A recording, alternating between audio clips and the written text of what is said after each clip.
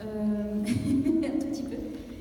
Ce qui nous paraît important de dire avant de commencer, c'est peut-être que, voilà, nous on a surtout entendu les rapporteurs, les modérateurs nous rapporter ce qui s'est dit autour des tables, on n'était pas là tout le temps.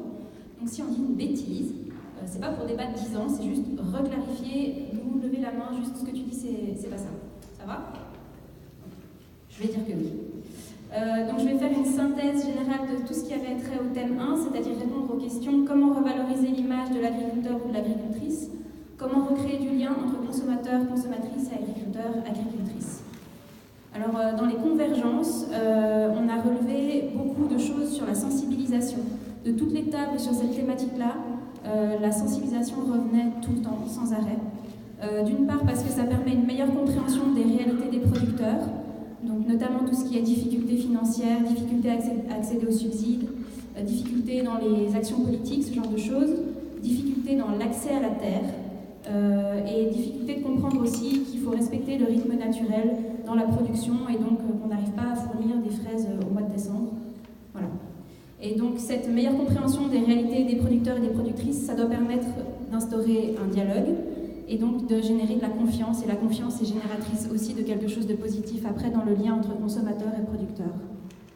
Cette sensibilisation, elle doit aussi permettre de revaloriser ce qui nous maintient en vie. C'est quand même se rappeler que c'est l'alimentation qui est au centre de notre vie, avec l'eau, mais voilà.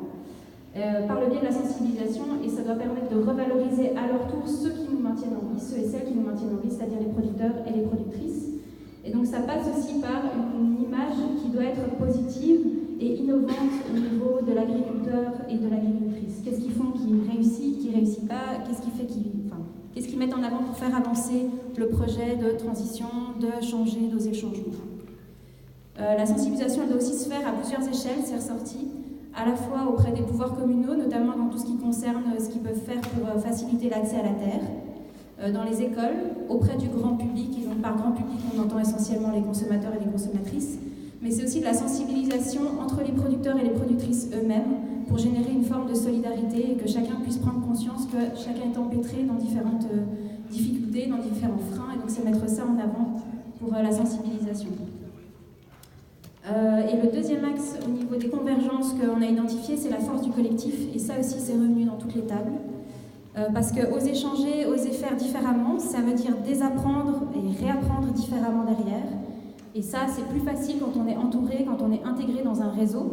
D'une part parce qu'on a plus de force et plus d'impact, mais c'est aussi que ça brise le sentiment de solitude qui peut être paralysant, qui peut être enfermant, et donc du coup ça permet d'en sortir pour passer à l'action. C'est aussi penser différemment la manière de raconter notre société. Donc aujourd'hui, c'est une vision qui est très centrée sur la compétitivité, sur la productivité.